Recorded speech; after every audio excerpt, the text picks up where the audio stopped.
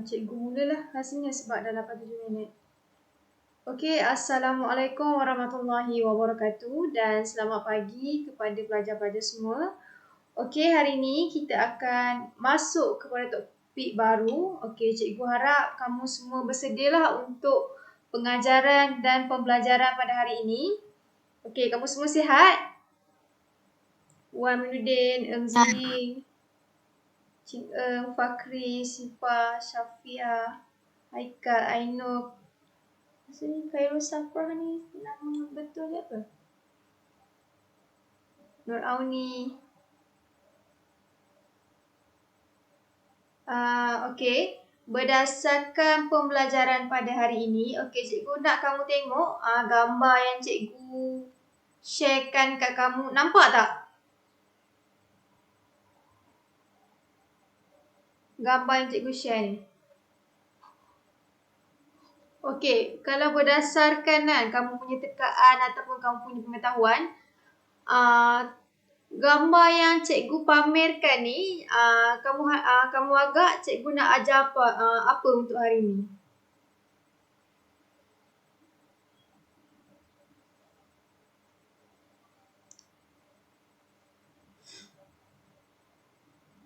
Okey, berdasarkan kepada gambar yang cikgu pamerkan ni, okey, kita akan masuk kepada tajuk irama dan pergerakan. Okey, jap cikgu nak share slide.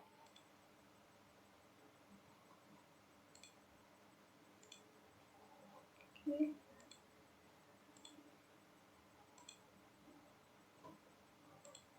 Okey, kamu semua nampak tak slide yang cikgu share ni? Nampak tak? Nampak. Okey, bagus. Okey, cikgu mula. Okey, bismillahirrahmanirrahim. Okey, kita masuk kepada pengenalan irama dan pergerakan.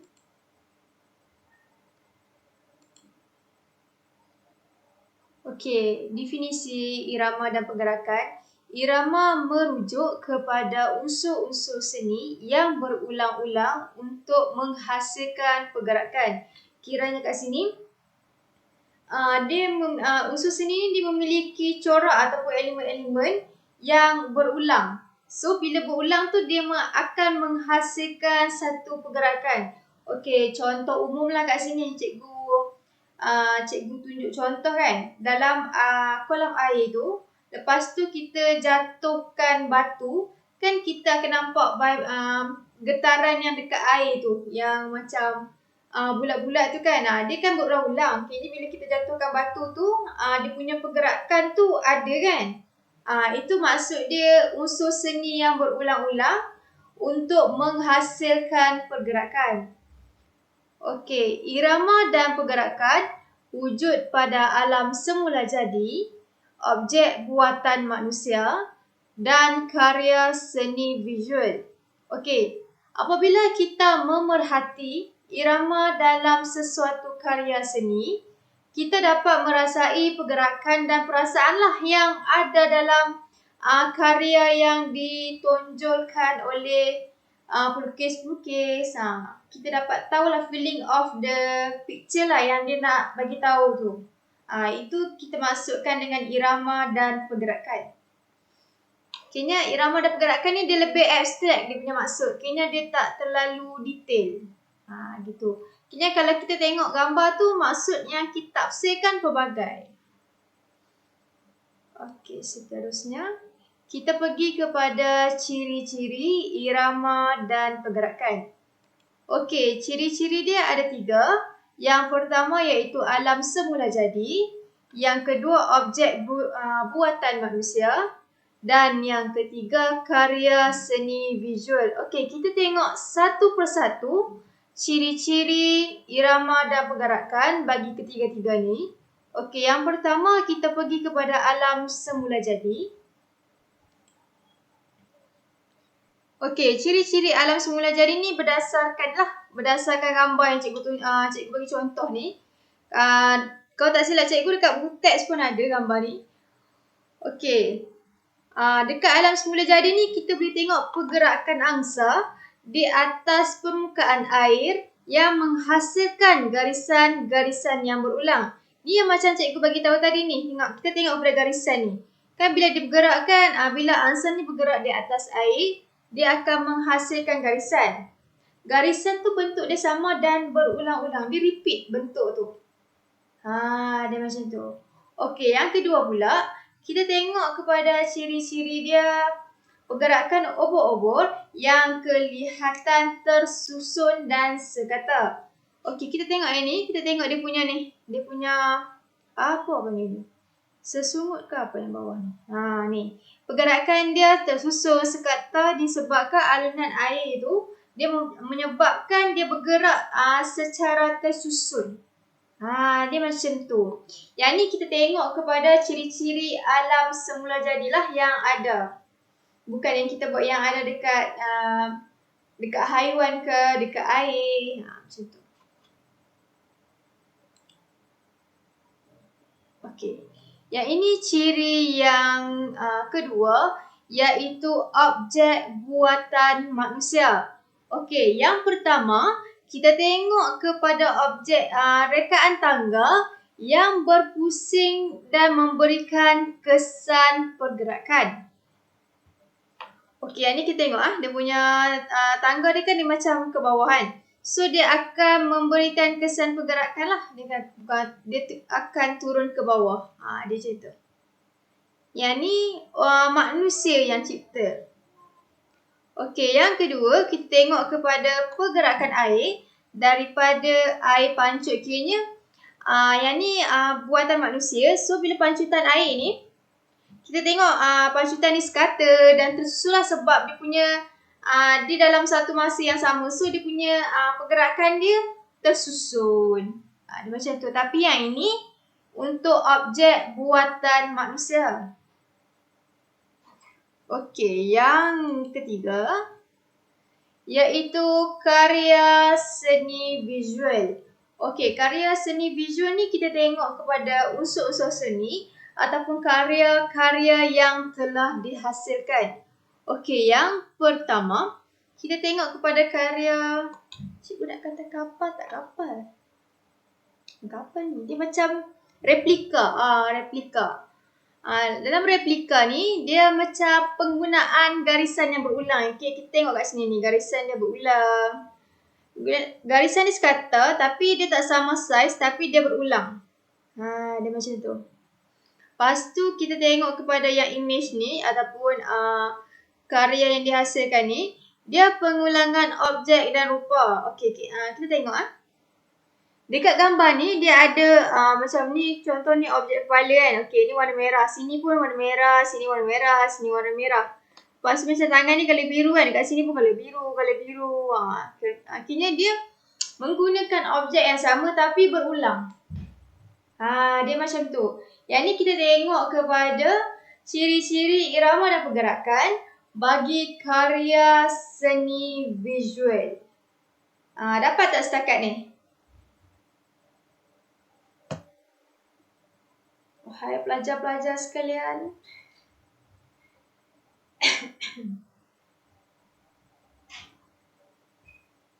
Okey, kalau kamu dapat, cikgu nak pergi kepada teknik-teknik penghasilan. Teknik fungsi dulu. Baru kita masuk teknik. Fungsi, irama dan pergerakan. Okey, kat sini cikgu bagi dua lah dia punya fungsi dia. Fungsi, irama dan pergerakan. Yang pertama, dia menjadikan karya seni itu kelihatan lebih realistik dan bertenaga. Akhirnya, kita tengok kepada karya seni itu dia lebih real. Bila kita tengok kan, dia ada unsur-unsur garisan, ada unsur rupa, ada pengulangan. So, dia akan, lukisan tu lagi nampak real. Dia macam tu. Realistik lah. Akhirnya, relevan. Macam tu. Lepas tu yang kedua, dia menjadikan aksi dalam karya seni itu lebih berkesan. Contoh yang gambar bawah ni macam aksi kuda kan. So dia macam action yang ditunjukkan tu dia lebih memberikan kesan kepada pandangan penonton ataupun pandangan orang yang tengok lukisan tu. Dia macam tu. Okey, yang tu bagi fungsi. So seterusnya kita masuk kepada teknik penghasilan irama dan pergerakan. Okey. Kalau teknik ni dia ada beberapa teknik. Okey, kita tengok satu-satu. Okey, kesan irama dan pergerakan boleh dihasilkan dengan gubahan seni visual dengan pelbagai teknik. Teknik-teknik tersebut menggunakan unsur-unsur seni dan prinsip rekaan yang tertentu. Okey. Yang ni kita tengok satu persatu. Okey. Kita tengok pada gambar first ni, gambar pertama ni. Okey, dalam gambar pertama ni, dia ada unsur olahan garisan melengkung dan beralun yang berulang. Okey, kita tengok dekat gambar ni. Dia kan yang ni kan macam melengkung. Lepas tu macam dia beralun. Yang beralun ni kita tengok pada lukisan yang bawah ni. Dia beralun. Ini dia punya teknik. Dia gunakan garisan melengkung dan beralun dan berulang. Okey. Kalau yang ni pula, yang ni kita tengok kepada bentuk dia sekata kan. Bentuk karya ni sekata. Cuma dia menggunakan olahan unsur warna. Dia macam tu. Kayaknya dia guna warna yang pelbagai dalam ni. Lepas tu bentuk dia statik. Ada yang statik, ada yang tak biasanya gitu. Kalau dalam ni, yang ketiga pula, kita tengok kat sini teknik yang digunakan ialah olahan unsur rupa berulang yang berbeza. Kayaknya dia menggunakan rupa yang hampir sama. Bukan rupa yang hampir sama lah. Menggunakan rupa yang berulang tetapi kedudukan dia tak sama. Okey, kalau kita tengok yang ni kan. Kalau pandangan mata cikgu yang melihat lah. Yang ni macam dia berdiri, dia pegang kepala. Kalau yang ni dia membelakangkan watak yang ni. Kalau yang ni dia berhadapan. Kalau yang ni macam dia tengok. Macam itu. Rupa yang berulang tapi berbeza keadaan. Dia macam itu. Okey. Yang ketiga, yang ni kita tengok kepada yang ketiga pula. Yang keempat, yang ni kita tengok kepada yang corak kain batik ni. Kita tengok kepada olahan unsur jalinan.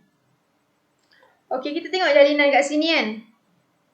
Dia buat jalinan daripada sini, start dari sini sampai sini. Menggunakan warna pun pelbagai. So kat sini dia menggunakan olahan unsur jalinan. Dia gitu. Okey, bagi gambar yang kelima ni, yang ni dia gunakan teknik unsur bentuk. Okey, kalau unsur bentuk ni pula kamu tengok kepada bentuk ni, dia bentuk dia melengkung. Bentuk dia melengkung tapi ada yang melengkung ke atas, ada yang melengkung macam ni, ada yang melengkung macam ni.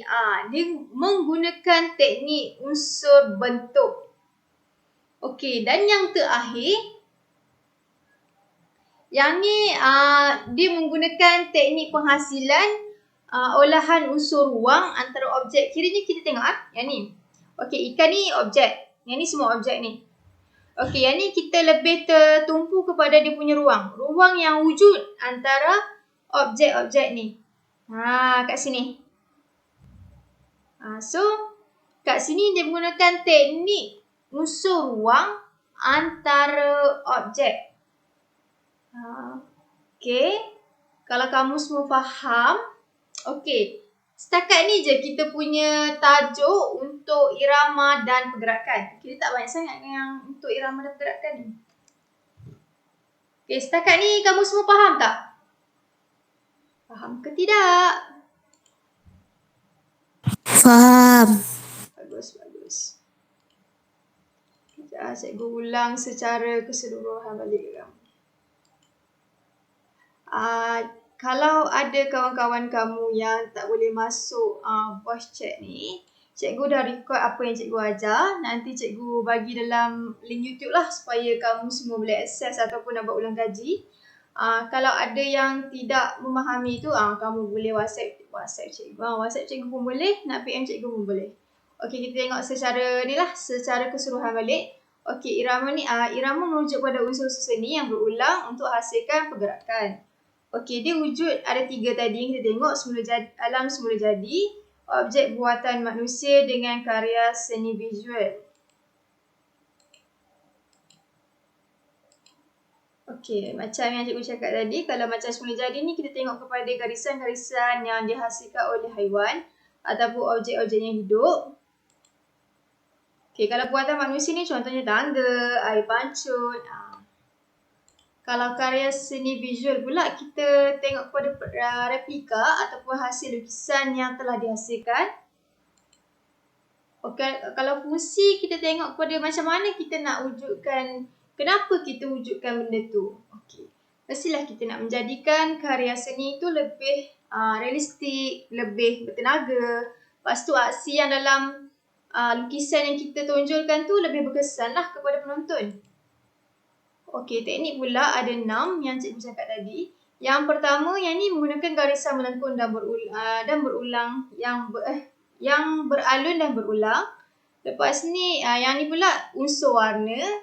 Yang ni unsur rupa berulang yang berbeza. And then, yang ni menggunakan unsur jalinan. Ini pula bentuk dan ini adalah olahan ruang antara objek. Okey. Setakat ni je untuk tajuk kita pada tajuk 14 ini, iaitu irama dan pergerakan. Okey, lepas ni cikgu akan bagi tugasan secara individu lah. Kena kamu kena lukis lah minggu ni. Minggu lepas kita tak lukiskan, cikgu suruh kamu jawab kuis. Tapi ada je cikgu rasa ada yang tak jawab. Okay, tak apa. Mungkin kamu jawab lambat-lambat, tak apa. Okey, minggu ni cikgu akan suruh minta kamu melukis berdasarkan unsur-unsur irama dan pergerakan ni. Cikgu nak kamu hasilkan satu lukisan yang mempunyai ciri-ciri irama dan pergerakan lah. Macam cikgu tunjuk tadi, gambar-gambar macam ni. Kamu boleh lukis dan kamu nyatakan dia unsur apa. Nanti cikgu bagi kad latihan tu dalam grup. Okey, setakat ni cikgu punya penerangan untuk tajuk 14 ni. Ada apa-apa punya pertanyaan?